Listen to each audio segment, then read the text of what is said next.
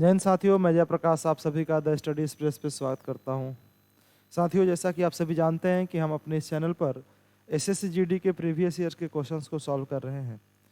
इसी के सिलसिले में आज हमारा जो क्वेश्चन पेपर है वो एसएससी जीडी प्रीवियस ईयर 17 नवंबर 2021 में पूछे गए पेपर जो सेकेंड शिफ्ट में आए थे। हालांकि 25 क्वेश्चंस पिछले साल पूछे जाते थे, इसमें से मैंने 20 क्वेश्चंस को सिलेक्ट किया है और आज आपके सामने इस क्वेश्चंस को सॉल्व करने की कोशिश करेंगे। इस बार 20 ही क्वेश्चन पूछे जाएंगे, इसलिए मैं 20 क्वेश्चंस के सेट ही आपको प्रैक्टिस करा रहा हूँ। अदरवाइज आपको 25 क्वेश्चंस के सेट प्रैक्टिस करने को मिलते। तो बिना किसी देरी के आइए शुरुआत करते हैं अपने पहले क्वेश्चन से। और पहला क्वेश्चन आपके सामने ये रहा। आप इसे पढ़ेंगे और पढ़ करके खुद से सॉल्व करने की कोशिश करेंगे। देखिए जरा क्या बोला गया है, पढ़िए। पढ़ेंगे। The difference between the compound interest and the simple interest on a certain sum at 8% per annum for 2 years is 144। What is the amount? यानी एक धनराशि पर 8% प्रति वर्ष के दर से 2 वर्ष के लिए चक्रवृद्धि ब्याज और साधारण ब्याज का अंतर 2 वर्ष के लिए चक्रवृद्धि ब्याज और साधारण ब्याज का अंतर 144 रुपये है। तो वह राशि क्या है? यानी कि वो मूलधन बताना है आपको, प्रिंसिपल कितना होगा। कैसे करेंगे इस क्वेश्चन को सॉल्व? तो आइए जरा देखते हैं ध्यान से। आप जानते हैं कि सिंपल इंटरेस्ट एसआई प्रत्येक साल बराबर होता है। तो एक साल में 8%, तो 2 साल में क्या 16% होगा? 2 साल में कितना होगा? 16%। और कंपाउंड इंटरेस्ट 2 साल का इफेक्टिव रेट निकालना हो तो आप सभी को याद हो, मैंने बताया था क्या sir, x plus x y upon 100 ये सक्सेसिव का रेट होता है। लेकिन इंटरेस्ट हर साल यहाँ बराबर हो तो x के जगह पर x ही रखेंगे और y के जगह पर भी x मान लेंगे, यानी रेट बराबर है। तो ये हो जाएगा x plus x 2x plus x square upon 100। ये कंपाउंड इंटरेस्ट जब आपको 2 साल का निकालना हो तो डायरेक्ट आप यहाँ से परसेंटेज निकाल सकते हैं किस रेट पर होगा। तो x के जगह पे क्या रखा जाए? 8। तो ये होगा 2 इंटू 8 प्लस 8 का स्क्वायर अपॉन 100। तो ये हो जाएगा टोटल 16.64%। अब आप जरा बताइए, 2 साल का साधारण ब्याज 16% और 2 साल का चक्रवृद्धि ब्याज 16.64%। तो क्या आप कह सकते हैं CI minus SI compound interest और सिंपल इंटरेस्ट का डिफरेंस क्या 0.64% है या नहीं? कितना है? 0.64%। और ये इस किसके बराबर होगा सर? 144 के बराबर होगा। ये किसके बराबर होगा? 144 के बराबर होगा। आपको बताना है कि 100% की वैल्यू क्या होगी, क्योंकि प्रिंसिपल अपने आप में 100% होता है। तो बताइए 0.64% की वैल्यू 144, तो 100% की वैल्यू कितनी होगी? आप कहोगे सर 100% की वैल्यू 144 अपॉन 0.64 इंटू 100, यही होगा। सर इस डेसिमल को अगर हटाऊं तो 00 और यहाँ आएगा। ठीक है जी, 00 यहाँ और आएगा। अगर मैं 8 से काट दूं, 8 से काटूंगा तो ये 8 बार, और ये 8 से काट दिया जाए तो ये कटेगा 8 एकन्नम 8, 6, 8 अठई 64, 18 8 144 होता है। अगर मैं फिर से 2 से काट दूं तो 2 से काटूंगा तो ये हो जाएगा कितनी बार? 4 बार, और 2 से काटूंगा तो ये हो जाएगा 9। 4 से काटूं इसको तो ये हो जाएगा 25 और 00 2500। अगर 2500 को 9 से 2500 को क्या करें? 9 से गुणा करें तो कितना हो जाएगा जी? 2500 गुणे 9, 2500 इंटू में 9, क्या ये 22,500 होगा या नहीं? कितना होगा? 22,500। और ये 100% की वैल्यू है। ऑप्शन नंबर 4 इस क्वेश्चन का करेक्ट आंसर होगा।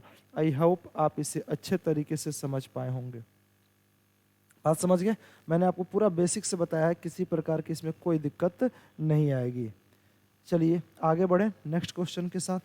ये रहा नेक्स्ट क्वेश्चन आपके स्क्रीन पे, आप इसे सॉल्व कीजिए खुद से, और सॉल्व करके आप मुझे कमेंट बॉक्स में कमेंट करके बताएंगे इसका आंसर क्या होगा।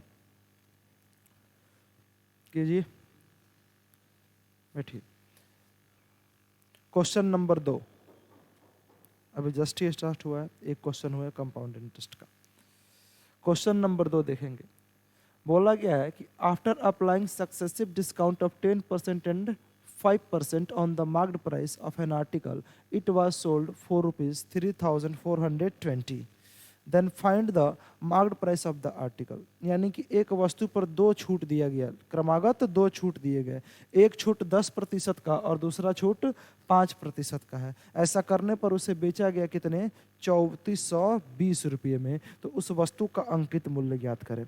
आप जरा बताइए, उस वस्तु का अंकित मूल्य अगर x रहा होगा, अंकित मूल्य x रहा होगा, तो 10% छूट दे देंगे तो क्या इसको 90% पर बेचेंगे, और 90% का मतलब क्या 9/10 लिख सकते हैं।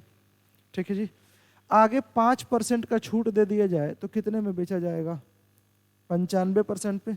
और 95% क्या ऊपर 95/100 के जगह मैं 19/20 लिख दूं, क्योंकि 5 से कट जाएगा 19 × 95 और 5 से कट जाएगा ये 20 बार। और ये बराबर किसके है, ये क्वेश्चन में दे रखा है 3420। क्या यहाँ से आप x की वैल्यू बता सकते हैं? बिल्कुल बताया जा सकता है। x की वैल्यू देखिए, इसको 9 से अगर मैं काट दूं तो 9 से कटेगा कितनी बार, 3 टाइम्स, 9 3 27, बचा क्या 7 और 2 72। अब आप बताइए 9 3 27, 9 8 72 होगा, और 0 कितना 1। ये 19 से कट जाएगा सर, 19 दूना 38, एक और 0। सर x की वैल्यू निकालना हो तो ये 20, और ये इधर जाकर गुणा होगा 10, और ये भी गुणा होगा 20। अब आप ही बता दो सर, 20 × 20 400, और 400 में 10 से गुणा किया जाए तो क्या ये 4000 होगा, कितना होगा 4000। तो इस वस्तु का अंकित मूल्य कितना था, 4000 था। बहुत ही सिंपल साधारण सा क्वेश्चन, बस आपको देखना है कि कितने % का डिस्काउंट दिया, कैसे करेंगे। क्लियर? चलिए आगे बढ़ते हैं नेक्स्ट क्वेश्चन की तरफ। क्वेश्चन नंबर 3, थोड़ा सा मुझे क्वेश्चन बड़ा दिख रहा है, कोई नहीं छोटा कर देते हैं इसको। अब ठीक है, देखिएगा जरा, क्वेश्चन बहुत ही अच्छा है। बोला गया है कि 10 सेंटीमीटर त्रिज्या की 12 गोलाकार गेंद को एक बाल्टी में गिराया जाता है। ठीक है, एक बड़ी भरी हुई बाल्टी है, इसमें क्या किया गया कि 12 गेंद गिरा दिया गया, और इस गेंद की त्रिज्या कितनी थी, 10 सेंटीमीटर थी। उस बाल्टी में गिराया गया जो पानी ऊपर तक भरा हो, पानी कहाँ, पूरा फुल भरा हो, और भरे हुए पानी को 20 सेंटीमीटर त्रिज्या के एक बेलनाकार जाल में एकत्रित किया जाता है। मतलब कि जो पानी बाहर निकल रहा है उसको हम एक जार में डाल रहे हैं, और वो जार कैसा है, 20 सेंटीमीटर त्रिज्या वाला एक बेलनाकार जाल है, जार है, यानी कि वो एक सिलेंड्रिकल जार है। तो बोल रहा है कि उस सिलेंडर में पानी कितना ऊंचा जाएगा। अब आप जरा बताइए, एक बाल्टी में जब आप बॉल डालेंगे तो उस बॉल के बराबर ही पानी निकलेगा। एक बॉल डालेंगे तो एक बॉल के बराबर बाहर पानी निकलेगा, 2 बॉल डाले तो 2 बॉल के बराबर पानी निकलेगा। इतनी बात तो जानते ही हैं। जब आप ये बताइए, एक बॉल डालेंगे तो एक बॉल के बराबर बाहर पानी निकलेगा, 2 बॉल डालेंगे तो 2 बॉल के बराबर बाहर पानी निकलेगा, तो 12 बॉल डालने पर क्या होगा भाई साहब, 12 बॉल के बराबर बाहर पानी निकलेगा। क्या उतना ही पानी दूसरे जार में जाएगा? दूसरा जार है कैसा सर, बेलनाकार जाल है। कैसा है जार, वो बेलनकार है। बेलनकार का मतलब एक सिलेंडर टाइप का। अब आप जरा बताओ, इस बाल्टी में हमने 12 बॉल डाल दिए। कितने बॉल डाला है हमने, 12 बॉल डाला है। क्या इन्हीं बॉल के बराबर जितनी पानी होगी वो बाहर जाएगी कहाँ, एक जार में। और ये जार कैसा है, बेलनाकार जाल है। ये जार कैसा है, बेलनाकार। और इस जार की त्रिज्या, रेडियस कितना दे रखा है, 20 सेंटीमीटर। इस जार की त्रिज्या कितनी, 20 सेंटीमीटर। और एक बॉल का त्रिज्या कितना दे रखा है, 10 सेंटीमीटर। ऐसे बॉल कितने हैं, 12। ऐसे बॉल कितने भाई साहब, 12। मतलब इसका आयतन इसके आयतन के बराबर होना चाहिए। अरे जो आयतन ही तो, जब डालोगे तो आयतन ही तो बाहर आएगा। पानी बाहर आने का मतलब क्या जी, वॉल्यूम का बाहर आना। तो ये एक प्रकार का स्फेरिकल है, एक बॉल है, यानी कि एक गोला है। तो जरा बताइए, गोले का आयतन का फॉर्मूला क्या होता है, 4/3 पाई r 4/3 पाई आर क्यूब। अब एक बात बताओ, इस गोले का आयतन होगा 4/3 पाई आर क्यूब, लेकिन ये एक गोला नहीं है, एक गोले का ये आयतन, और ऐसे गोले कितने हैं 12। कितने हैं 12 लिखा गया है। तो क्या इसको 12 से गुणा कर दूं? ये एक गोले का आयतन, ये 12 का, ये बराबर होगा किसके बराबर होगा? इस सिलेंडर के आयतन के बराबर, इस सिलेंडर के आयतन के बराबर। और सिलेंडर का आयतन क्या होता है बताइए? पाई आर स्क्वायर एच। ठीक है जी। अब आप जरा बताइए, यहां से आर की वैल्यू 20 रखेंगे, यहां आर की वैल्यू 10 रखेंगे, पाई से पाई कैंसिल आउट, ये एच की वैल्यू पूछा गया है और कुछ नहीं करना। पूछा है कि कितनी ऊंचाई इस सिलेंडर में हो जाएगी। तो आप बताओ, क्या इस पाई से पाई को कैंसिल आउट कर दूं? इस 3 से कट जाएगा 12 कितनी बार? 4 बार। तो क्या 16 इंटू 4 गुणे 4 16 इंटू 10। ये बताओ आर के जगह 10 रखा जाए, 10 का क्यूब कितना होगा? 1000। 10 का क्यूब कितना होगा? 1000 बराबर, यहां क्या रखेंगे 20। 20 का स्क्वायर कितना? 400। और गुणे में क्या होगा? एच। क्या एच की वैल्यू बताया जा सकता है? बिल्कुल आसानी से सर। ये 00 से 00 कटेगा सर, 4 से कटेगा ये 16 कितनी बार? 4 बार। क्या एच बराबर 40 हो चुका है? क्या एच बराबर कितना? 40। और वही पूछा गया था कि इसमें पानी कितनी ऊंचाई तक जाएगी। अगर फॉर्मूला याद हो तो 10 सेकंड का भी क्वेश्चन नहीं होगा अच्छे तरीके से, बस समझने वाली देर है। कितना होगा भाई साहब? 40 सेंटीमीटर। क्लियर? कितनी ऊंचाई बढ़ेगी? 40 सेंटीमीटर पानी भर जाएगा। आगे बढ़े? समझ आ गया ना सबको? चलिए चलिए पढ़ेंगे जरा क्वेश्चन।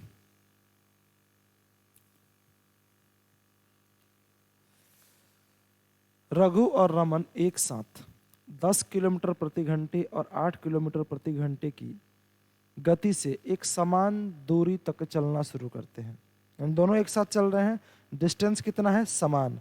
यानी ए जितना दूर चलेगा बी भी उतना ही दूर चलेगा। यानी रघु और रमन दोनों का नाम अलग अलग, ए बी मान लेंगे, क्या फर्क पड़ता है? अगर इनके नाम का फर्स्ट लेटर मानूं तो दोनों आर है, कंफ्यूजन हो जाएगा कौन क्या है कौन नहीं।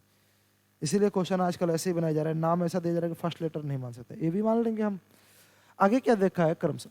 रमन के आने से 30 मिनट पहले रघु आ जाता है।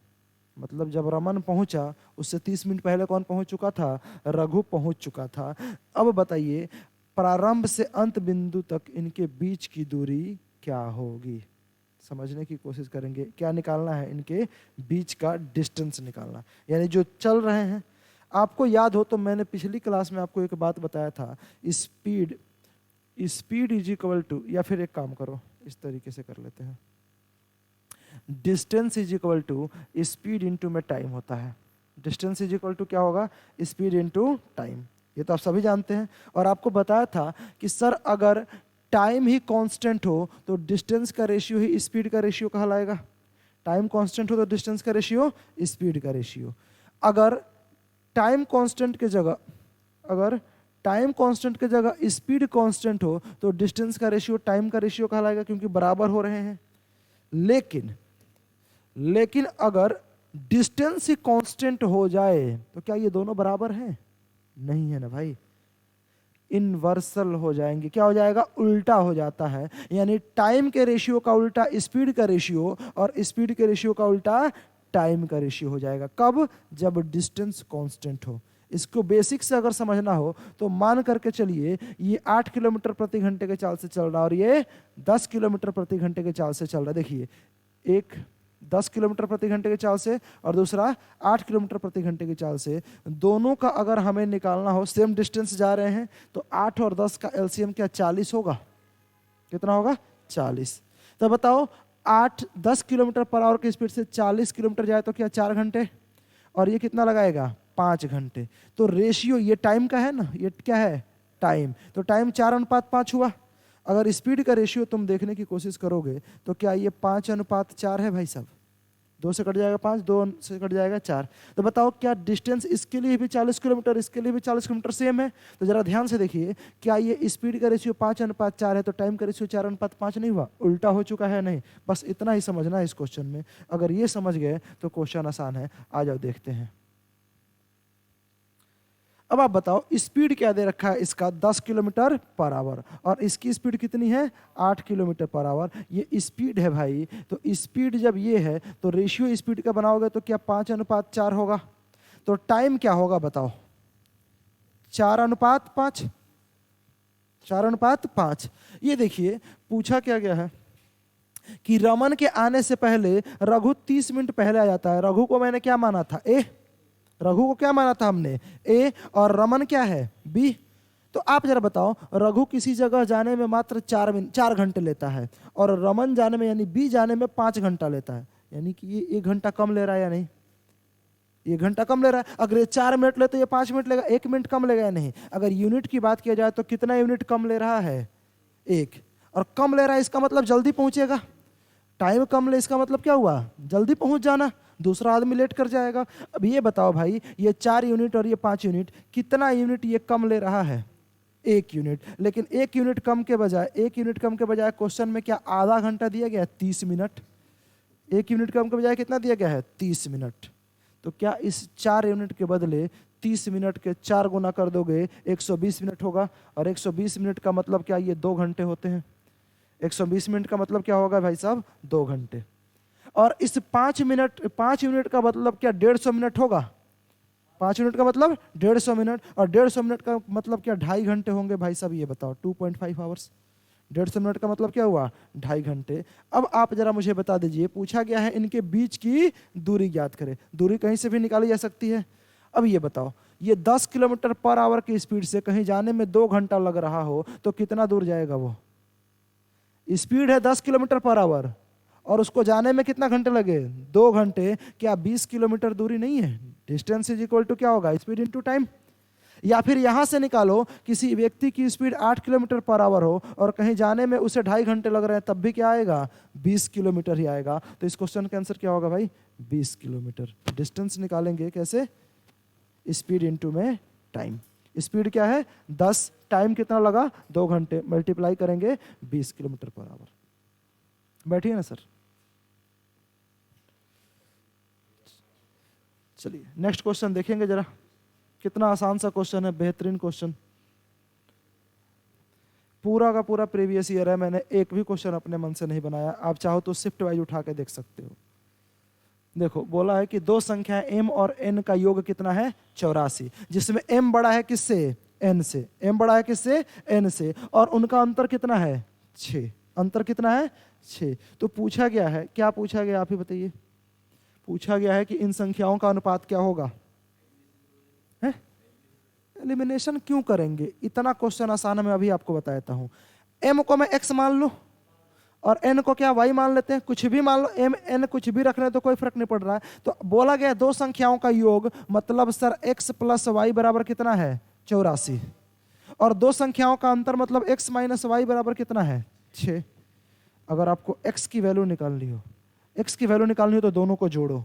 जैसे ही जोड़ेंगे तो y से y कैंसिल आउट, यहाँ क्या मिला 2x, और इनको जोड़ोगे तो 90 और 90। अब बताइए जरा x की वैल्यू क्या होगा, 45। x की वैल्यू 45 हो चुका है। फिर से आ जाओ जरा, अब मैं एक लाइन में बताऊंगा, पहले इस समझ लो इसे।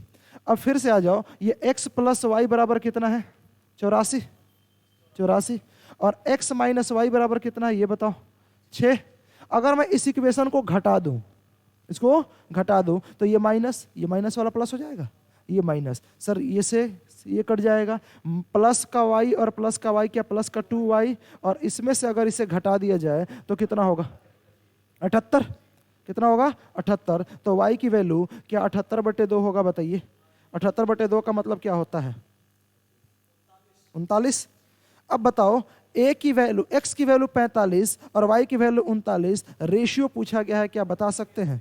3 से कट जाएगा, 3 से कटेगा कितनी बार, 15 बार, और 3 से कटेगा 13 बार, 15 रेशियो 13। अब ध्यान से सुनो, इसमें पेन चलाने तक की जरूरत नहीं है, हमने तो पेन चला भी दिया, एलिमिनेशन नहीं करेंगे भाई साहब। ध्यान से सुनिए, जब कभी भी आपको x प्लस वाई और x माइनस वाई की वैल्यू दे रहा है, जब कभी भी क्या दे, x प्लस वाई और x माइनस वाई की वैल्यू दे, उस कंडीशन में x की वैल्यू निकालने के लिए दोनों को जोड़ करके आधा करेंगे और y की वैल्यू निकालने के लिए दोनों को घटा करके आधा करते हैं। समझ आया मैं क्या बोल रहा हूँ? x की वैल्यू निकालनी हो तो दोनों को जोड़ के आधा। बताओ पेन चलाने की जरूरत थी, x कितना है 84 और y कितना है 6, दोनों को जोड़ करके आधा करोगे 84 6 90, 90 का आधा 45, x की वैल्यू बिना पेन चलाए निकल गया। उसी प्रकार घटा देंगे तो 78 और आधा करेंगे 39, बिना पेन चलाए निकल गया। अब उनका रेशियो बना सकते हैं, बस ऐसे ही इस क्वेश्चन का आंसर निकल जाएगा बिना पेन चलाए। क्लियर? चलो नेक्स्ट पे आ जाओ, देखेंगे जरा इस क्वेश्चन को, पढ़िए। सोनी और गीता मिलकर एक काम को 8 घंटे में पूरा कर सकते हैं और आरती अकेले उस काम को 12 घंटे में पूरा कर सकती है। गीता अकेले काम कितने दिनों में पूरा करेगी? बताइए। ये आरती नहीं है, यहां कुछ और है, नाम आ गया है आरती।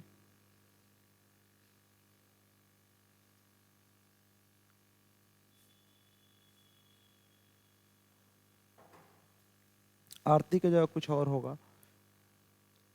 एक काम करते हैं, क्वेश्चन सॉल्व करते हैं, फिर पता चल जाएगा। इन्हीं दोनों में से कोई एक नाम है, सोनी और गीता में से कोई एक नाम है, हाँ, तभी दूसरी निकल पाएगी। है? गीता कितने दिन में, अच्छा गीता दे रखा है ना, मतलब ये सोनी है, ये आरती नहीं है, क्या है? सोनी है। और गीता पूछा है तो ये क्या है? सोनी। आरती की जगह क्या कर लो भाई साहब? सोनी कर लो। ठीक है, आजा देखो, बोला है कि सोनी और गीता यानी कि S प्लस G मिल करके इस काम को 8 घंटे में करती हैं, और सोनी कितने दिनों में कर रही है? S कितने दिनों घंटे में? 12 घंटों में। क्या टोटल काम निकालने के लिए एलसीएम ले लेंगे? 8 और 12 का एलसीएम क्या 24 होगा? ये 8 से कटेगा 3 बार, ये 12 से कटेगा 2 बार। बताओ सोनी की इफिशियंसी 2, सोनी और गीता की इफिशियंसी 3, तो क्या गीता की इफिशियंसी 1 होगी या नहीं? बताइए, क्योंकि सोनी का 2 है, इसमें गीता मिला हुआ कितना हो गया? 3, तो क्या गीता की इफिशियंसी 1? बोला गया है कि गीता यानी कि गीता इस 24 काम को करना है किस इफिशियंसी से? 1 की इफिशियंसी से। एक दिन में 1 काम करे, 1 घंटे में 1 काम करे, तो 24 काम करने के लिए क्या उसको 24 घंटे लगेंगे? 24 को डिवाइड कर देंगे 1 से। कितना आंसर? 1 से। समझ गए? चलो इसे करना जरा।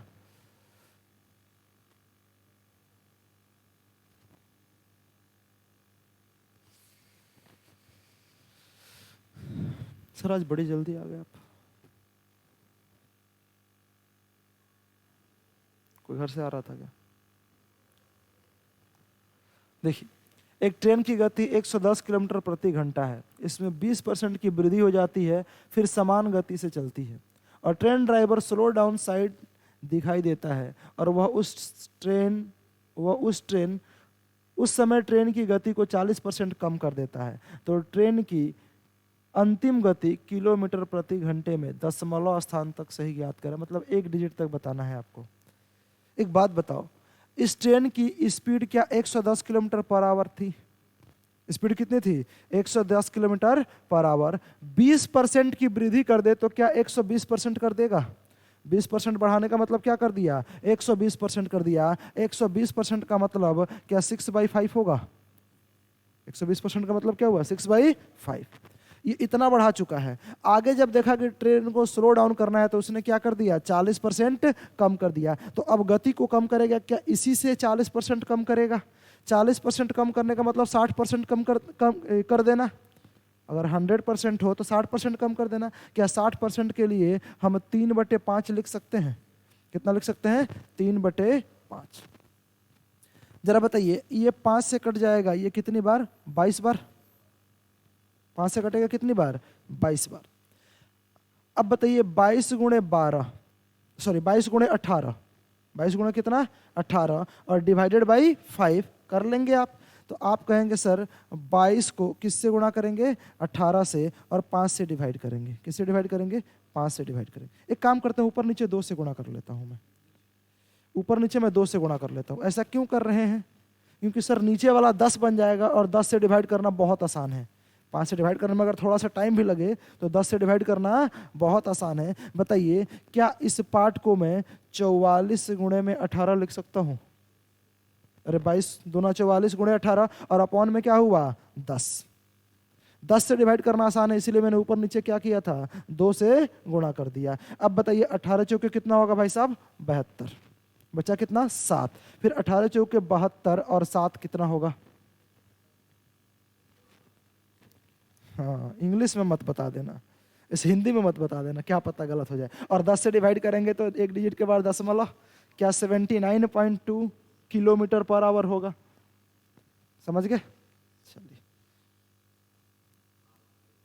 हाँ, बहुत देर बाद समझ में आया, हिंदी में से क्या बोलेंगे, 79 बोलेंगे। बहुत बढ़िया, देखना जरा, बताओ क्या होगा। 24 व्यक्तियों के समूह का औसत भार 72 किलोग्राम है।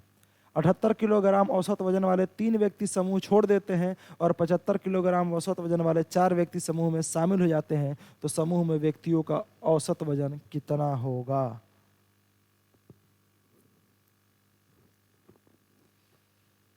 देखिए, एक बेसिक तरीका क्या है कि सर 24 को 72 से गुणा करके टोटल निकालेंगे, हैं?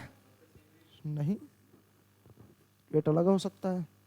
ये बताइए 72 किलोग्राम वाले, सॉरी 78 किलोग्राम औसत वाले 3 व्यक्ति छोड़ देते हैं, मतलब 3 व्यक्ति जो छोड़ रहे हैं उनका औसत कितना है, 78 है, यानी तीनों का 78 रहा होगा। और 75 किलोग्राम वाले कितने, 4 व्यक्ति आते हैं, मतलब सभी 75 किलोग्राम के होंगे। इस प्रकार से क्वेश्चन दिया गया है। अब सोच करके देखो कि अगर मैं इसको मल्टीप्लाई करके जोड़ घटा करके करूँ तो थोड़ा सा बड़ा हो जाएगा। मैं डायरेक्ट समझाने की कोशिश करता हूँ, क्या लगा सकते हैं इसमें। देखो, ध्यान से देखना क्या करेंगे। सर 24 व्यक्ति थे, कितने व्यक्ति थे जी, 24, और उनका औसत कितना था, 72। जो 3 व्यक्ति छोड़ करके गए, वो भी 72 किलोग्राम के होते, तो क्या औसत पे कोई प्रभाव पड़ता, औसत पे कोई प्रभाव पड़ता ही नहीं मेरे भाई। तो बताओ पहले औसत कितना था, 72, अब कितना वाले छोड़कर चले गए, 78 वाले, कितना ज्यादा वाले चले गए, 6 ज्यादा गए ना, यानी 6 एवरेज ज्यादा जाने का मतलब प्रत्येक व्यक्ति में 6-6 किलो का चले जाना। एवरेज में 6 ज्यादा जाने का मतलब क्या हुआ, प्रत्येक व्यक्ति में 6 का ज्यादा चले जाना। तो 3 व्यक्ति हैं, प्रत्येक व्यक्ति में 6-6 किलोग्राम ज्यादा बाहर चला जाए, तो क्या 18 किलोग्राम ज्यादा बाहर जाएगा।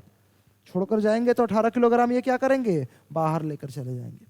हुआ क्या, 75 किलोग्राम वाले औसत व्यक्ति जो थे वो कितने थे, 4, ये शामिल हो गए।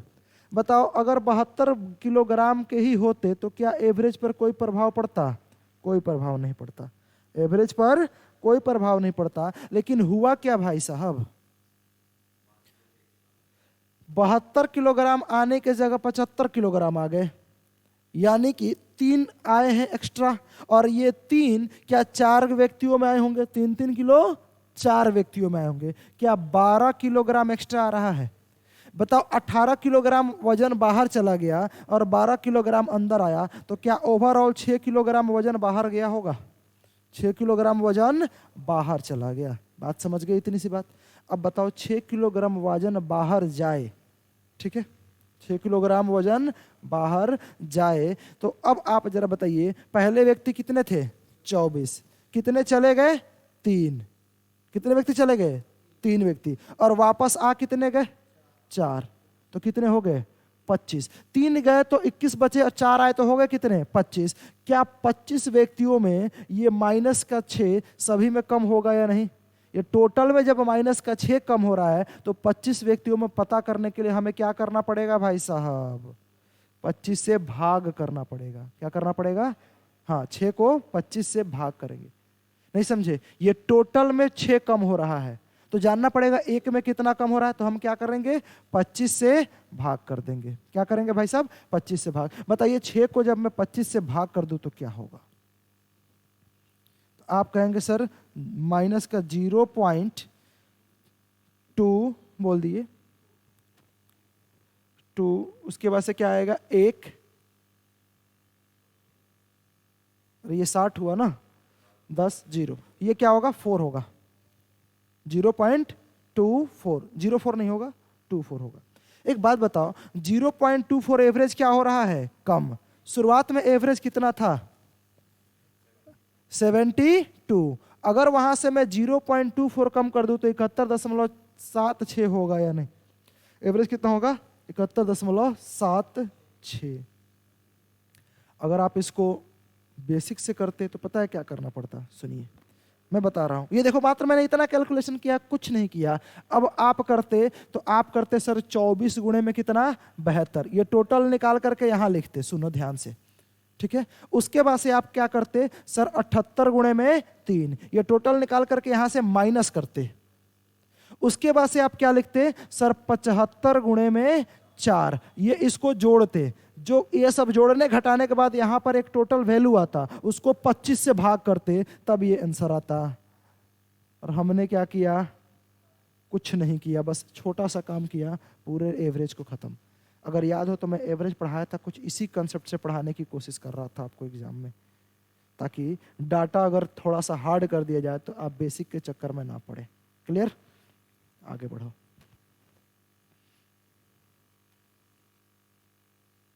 पढ़ेंगे जरा, सही है।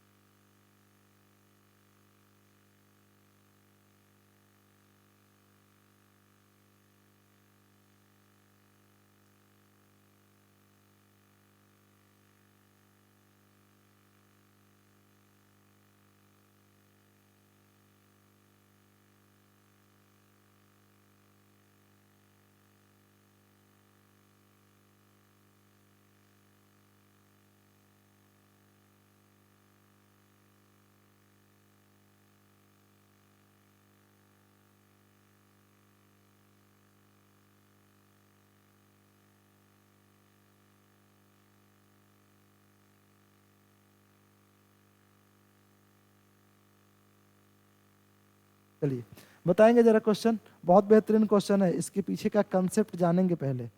देखो क्या बोला है कि मान लीजिए क्या, x 1420 और 1780 के बीच है। x क्या है, 1420 और 1780 के बीच है। जब x को 10, 15, 24 और 32 से विभाजित किया जाता है तो प्रत्येक स्थिति में 7 शेषफल बचता है। तो x की वैल्यू नहीं पूछा है, पूछा है कि x के अंकों का योग ज्ञात करें। x की वैल्यू पूछता तो ऑप्शन से कर लेते। ऑप्शन में क्या कर दिया उसने ये कर दिया कि आप इन सबको जोड़ करके बता दीजिए, डिजिट को जोड़ करके बता दीजिए कितना होगा। अब करते रहो, दिमाग लगा लो, ऑप्शन से होगा ही नहीं। कैसे करने पड़ेंगे, बेसिक से करने पड़ेंगे। सबसे पहली बात कि निकालते हैं इस 10, 15 और 24 और 32 का LCM। क्या निकालेंगे भाई साहब, LCM किसका, 10 का, 15 का, 24 का और 32 का। ठीक है, आप बेसिक से LCM निकाल लेना, मैं आपको डायरेक्ट समझा देता हूं।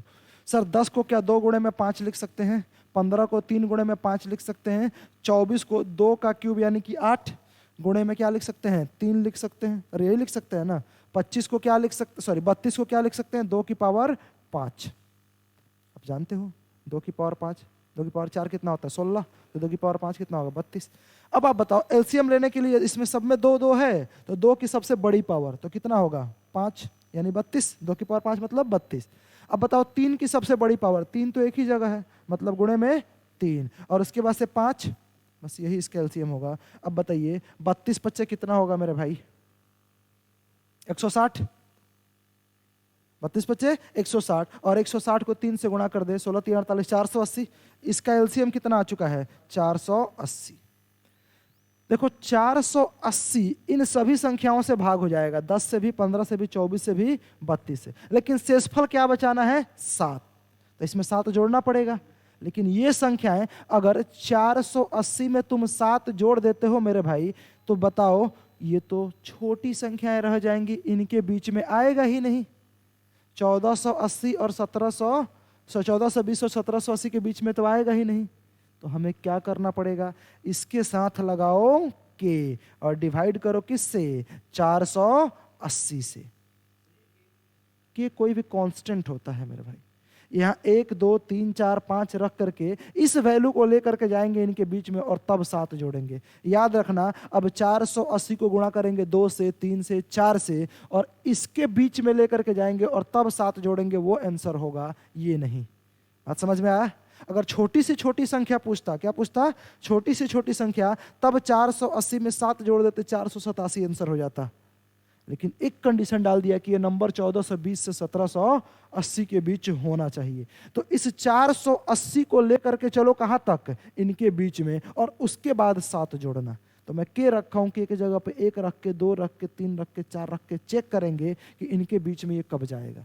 तो आप जरा बताओ, 480 को मैं 500 मान लो लगभग इनके बीच में ले जाने के लिए, तो 2 से गुणा करेंगे, 3 से गुणा करेंगे, तब जाके ये 1500 होगा। इसको किससे गुणा किया जाए? अगर 500 रहता तो 3 से गुणा करते तो 1500। क्या इनके बीच में है? 1500 इनके बीच में है। तो आइए जरा इसमें 3 रख करके देखते हैं क्या होगा। 3 रख करके देखते हैं क्या होगा। सर 480 को मैं 3 से गुणा कर दूं तो 0, 8 3 24 और 4 3 12 और 2 14। क्या 1440 हुआ मेरे भाई? क्या 1440 इनके बीच में है? बिल्कुल। और इसमें क्या जोड़ोगे? 7 जोड़ोगे। तो 1440 में 7 जोड़ दिया जाए तो कितना होगा? 1447। आंसर ये होता तब जब पूछता कि ये संख्याएं क्या है। लेकिन क्या पूछा है आपको पता है?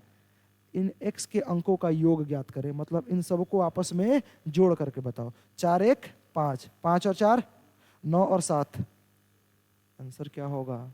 16 है। हाँ, के मल्टीप्लाई में है इनके साथ एक, हाँ एलसीएम गुणे के प्लस 7, जो शेषफल बच रहा है उसे रखेंगे। ये 480 में भाग करके इसलिए किया कि आप इसको 480 से भाग करके देखना, 7 शेषफल बचेगा, फिक्स वैल्यू आ जाएगी। इसलिए मैंने के 1 2 3 4 अपने तरफ से रख करके देखोगे, कुछ भी रख सकते हो। एलसीएम के साथ किसी भी नंबर से गुणा करो, लेकिन इस तरीके से रखना कि इसके बीच में चला जाए। अगर मान लो ये संख्या और बढ़ा दी जाए तो के की वैल्यू और आगे लेकर जाएंगे। इस तरीके से इस क्वेश्चन का सलूशन होगा। क्लियर? एक क्वेश्चन इसमें और पूछा जा सकता है कि 4 अंकों की बड़ी से बड़ी संख्या बताएं जो इससे भाग करने पर 7 शेषफल बचे। तो 4 अंकों की बड़ी से बड़ी संख्या क्या होती है मेरे भाई? 4 बार 9। यानी कि अब के जगह पे कुछ ऐसा रखें जो इनके बीच पे चला जाए, इनके आसपास जाए, और उसमें क्या करोगे? 7 जोड़ोगे। समझ गए? कुछ समझ आ रहा है ना मैं क्या बताने की कोशिश कर रहा हूं? अगर 4 अंकों की छोटी से छोटी संख्या पूछता, 4 अंकों की छोटी से छोटी संख्या पूछता, तो आप 1000 के आसपास लेकर जाते इसको। इससे छोटा नहीं ले सकते थे, इससे बड़ा ही होना चाहिए। तो 2 बार में लेकर जाते तो छोटा ही हो जाता। 2 बार में लेकर जाते तो क्या होता? छोटा। 3 बार में ही लेकर जाना तो उस कंडीशन में आंसर क्या होता? यही हो जाता, 1447। बोलो समझ में आया क्या किया हमने? Clear? Next question, question number 10।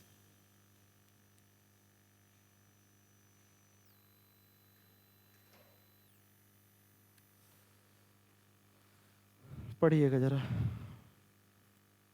एक निश्चित कार्य को 20 दिनों में कर सकता है। बी ए से 25% अधिक कुशल है और सी बी से 20% अधिक कुशल है। ए और सी 5 दिनों के लिए साथ काम करते हैं, शेष काम बी अकेले कितने दिनों में करेगा? सबसे पहले हम इस पे काम करेंगे जो इफिशियंसी पे काम करेंगे। किस पे काम करेंगे? इफिशियंसी पे। किसके इफिशियंसी पे? ए बी और सी के। बोला गया है कि बी कुशल है किससे? ए से 25% अधिक। 25% अधिक होने का मतलब क्या? 1/4। अगर 4 ए कुशल होगा तो 1 अधिक 5 बी कुशल होगा या नहीं? या फिर इसको 100 मानो तो उसको 125 मानोगे, रेशियो बनाओगे, क्या होगा? 4 5। तो आप बताइए, अगर ए एक दिन में 4 काम करता है तो इससे 25% ज्यादा, क्या बी 5 काम करेगा? साफ साफ बोला गया था कि बी ए से 25% एक्स्ट्रा इफिशियंट है। बोला गया है कि सी बी से 20% अधिक है। किससे जी? बी से 20% अधिक। कौन है? सी। तो सर कोई बात नहीं, सी को इस बी का 20% अधिक करते हैं। बी का मतलब 5 का 20% क्या 1 होगा? निकाल कर देख लीजिए, 5 का 20% कितना होगा? 1। अधिक कुशल कौन है? सी। तो क्या ये 6 हो जाएगा भाई? क्या इनके वर्क का इफिशियंसी पता चल चुका है? ए एक दिन में 4 काम एक दिन में ये 5 काम और ये 6 काम। अगर सभी लोग एक दिन में इस काम को कितने दिनों में कर सकता है? 20 दिनों में। इस काम को कितने दिनों में कर रहा है? 20 दिनों में। 20 दिनों में काम कर रहा है और एक दिन में कितना काम कर रहा है? 4। तो क्या टोटल वर्क बता सकते हैं? सर 20 गुणे में 4 होगा तभी यही काम कर रहा होगा। टोटल वर्क कितना होगा? 20 गुणे में 4 80। हुआ क्या, आगे जरा जब क्वेश्चन पढ़ोगे अब तो हुआ क्या, ए और सी मिल करके कितने दिनों तक काम करते हैं? 5 दिनों तक। बताओ ए और सी मिल जाए तो क्या 10 काम होगा एक दिन में? एक दिन में कितना काम होगा? 10 काम होगा। और ये 5 दिनों तक काम करे तो क्या 50 काम कर देंगे? तो ए प्लस सी 10 की इफिशियंसी से 5 दिनों में 50 काम कर दें तो काम कितना बचा? 30। और इस काम को अब करेगा कौन? बी। इस काम को बी करेगा और किस इफिशियंसी से? 5 की इफिशियंसी से। तो बताओ 30 काम करना है 5 की इफिशियंसी से, तो क्या इसको 6 दिन लगेंगे? इस क्वेश्चन का क्या आंसर होगा? 6 डेज। कौन सा ऑप्शन है जी? Option number 3। क्लियर? फोटो क्या क्लिक कर रहे हो? तुम्हारे यूट्यूब पे नहीं मिलेगा? अच्छा, कॉलेज का एग्जाम चल रहा। क्लियर? लो, एक शानदार सा क्वेश्चन और है।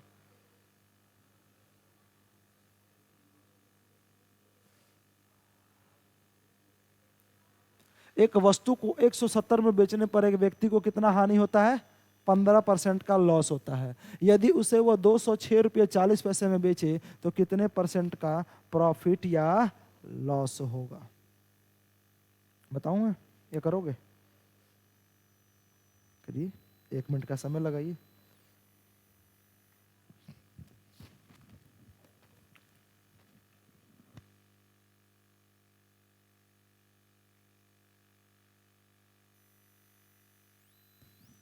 करेंगे जरा।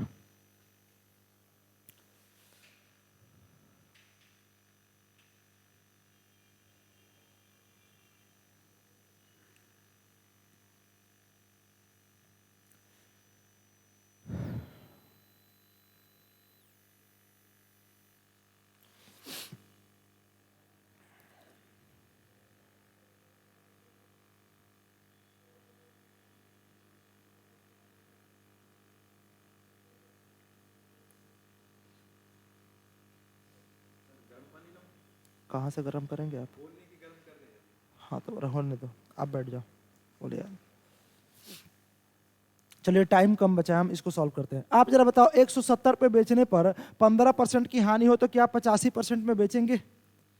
15% का लॉस हो तो बेचा कितने में है? 85% में। देखिए क्या ये 170 रुपये 85% को डिनोट कर रहा है या नहीं? मैं इधर परसेंटेज क्यों लिख रहा हूं? क्योंकि हमें परसेंटेज में प्रॉफिट और लॉस का कैलकुलेशन करना है और 2 जगह हमें क्या दे रखा है? वैल्यू दे रखा है। ठीक है, तो 15%, 170 की वैल्यू कितना हो चुका है? 85%। तो आप जरा बताओ 1 रुपये की वैल्यू, 1 रुपये की वैल्यू क्या 85/170 होगा या नहीं? बताइए। मतलब क्या हुआ मेरे भाई? 1/2%।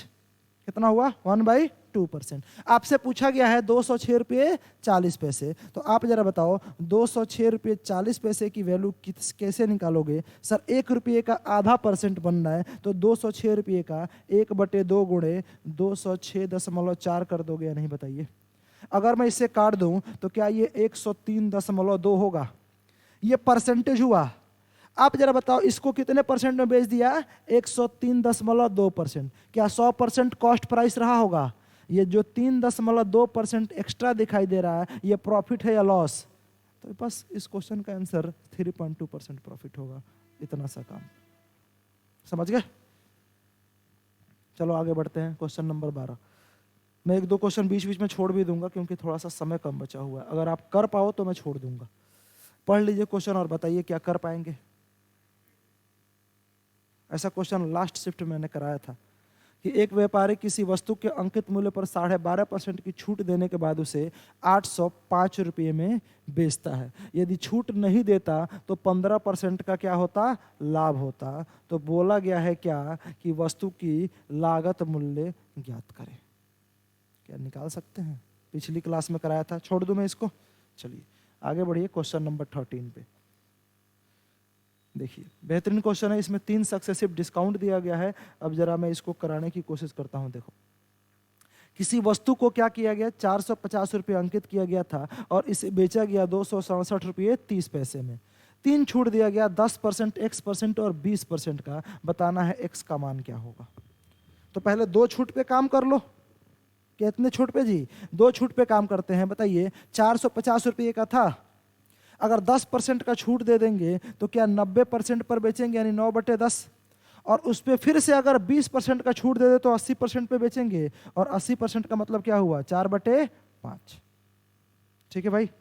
अब आप कहोगे सर ये 0 से 0 कटेगा, इससे कटेगा ये 9 बार, और 9 9 81 इंटू में क्या हुआ, 4। अब आप बताओ 4 और 8 चौके कितना होता है भाई साहब, 32।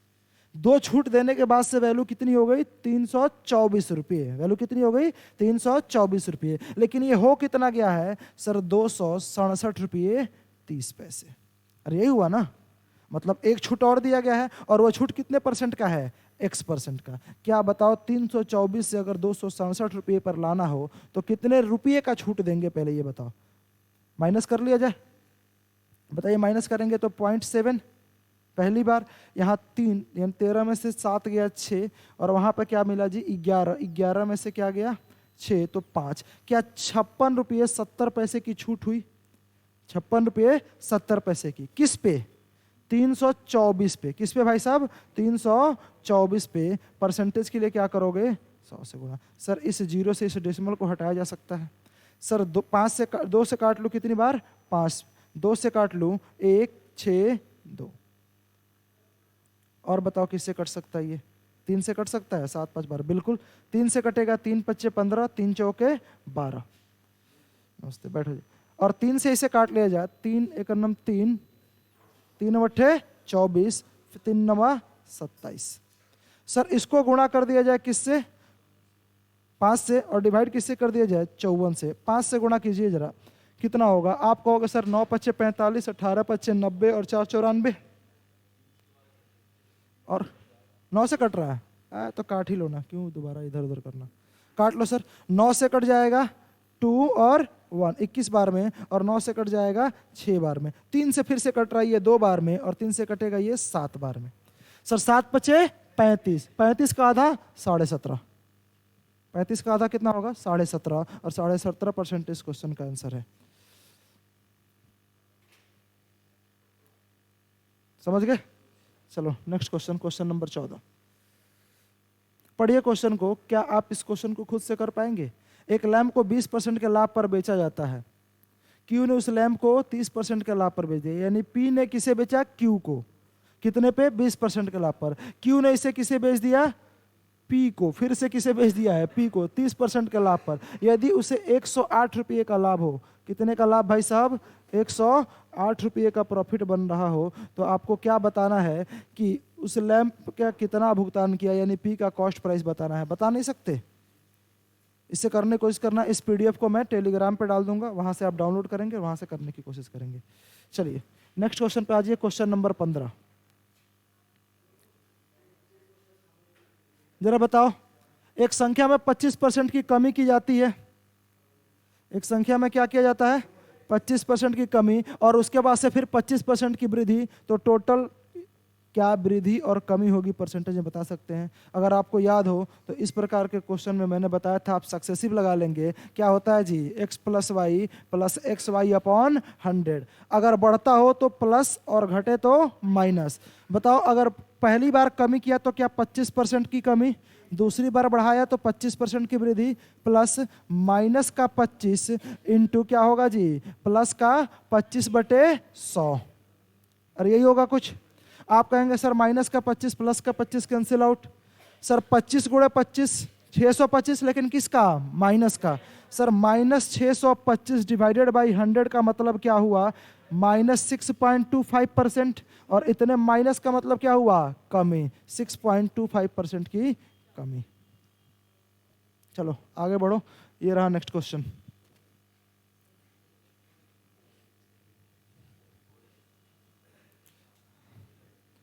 पढ़िए, अगर हो जाएगा तो मैं स्किप करूं। 4:5 के अनुपात में था और उनका व्यय 3:2:3 के अनुपात में था। ए 7200 रुपये बचा रहा है और बी 6000 रुपये बचाता है, तो ए की आय ज्ञात करो। मैं इक्वेशन लिख देता हूँ, आप सॉल्व कर लेना, ठीक है। अगर डायरेक्ट बताना हो तो किसी दिन जब मैं आपको रेशियो पढ़ाऊंगा उसमें बता दूंगा डायरेक्ट कैसे करेंगे। अभी इक्वेशन लिख देते हैं। ये 4x है और ये क्या है 5x। इसमें से ये 7200 रुपये बचा ले तो माइनस का 7200 और माइनस का 6000 बराबर 2 बटे क्या होगा 3। x की वैल्यू निकाल लेना, 4x की बता देना क्या होगा, निकाल लोगे ना। अगर मैं डायरेक्ट बता दूं, डायरेक्ट ही बता, तो जब इतना कर दिया तो डायरेक्ट ही बता देना। तो यहाँ माइनस का 7200 और यहाँ माइनस का 6000, ये अनुपात बन गया 2:3। इसको यहाँ गुणा करते हैं, इसको यहाँ गुणा करते हैं, दोनों का अंतर 4 3 12 5 दूना 10, अंतर कितने का भाई साहब 2 यूनिट का। डायरेक्ट इसको इधर गुणा करेंगे 6 दूना 12, इसको इधर गुणा करेंगे, बताइए 72 यहाँ कितना होगा 21,600। 21,600 में से अगर 12,000 घटा दिया जाए तो कितना होगा ये बताइए। 21,600 में से अगर 12,000 घटा दूं तो कितना होगा 9,600।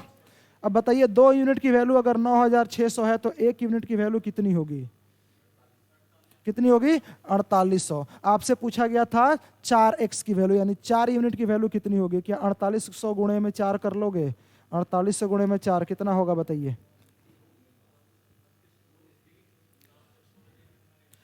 0 0 8 चौके 32, 16 और 3 19, 19,000 कितना होगा जी 200। Option number A. समझ गए। चलो क्वेश्चन नंबर, क्या इसको भी कराने पड़ेंगे मुझे। हाँ जी बोर्ड मास है, अगर ये भी कराना पड़े तब तो दिक्कत है। देखिए क्या बोला गया है, इस क्वेश्चन को मैं करा देता हूं। बोला गया है कि 3 क्यूब है, 3 क्यूब को पिघलाकर एक बड़ा सा क्यूब बनाया गया। एक क्यूब पिघला करके जब बनाओगे तो जाहिर सी बात है आयतन ही पिघलता है। क्या पिघलेगा, वॉल्यूम, आयतन पिघलेगा। और किसी भी क्यूब का आयतन क्या होता है ए क्यूब। आयतन क्या होता है ए क्यूब। पहली बार में इसका क्या है छोटे वाले का 6 सेंटीमीटर, तो 6 का क्यूब कितना होगा 216। और उसके बाद से 8 का क्यूब कितना होगा 512। 10 का क्यूब कितना होगा 1000। अगर सबको जोड़ दिया जाए तो ये 8, ये 2, ये 7, ये क्या 1728 आया। 1728 एक बड़े क्यूब का वॉल्यूम है। 1728 किसका है जी, एक बड़े से क्यूब का वॉल्यूम है। तो बताओ अब की बार ये ए क्यूब की वैल्यू, ए क्यूब की वैल्यू 1728, तो क्या ए की वैल्यू कितनी होगी बता सकते हैं, कितनी होगी 12। इस क्वेश्चन का आंसर क्या होगा 12। भाई बातें मत करो, बातें नहीं। चलो क्वेश्चन नंबर 19,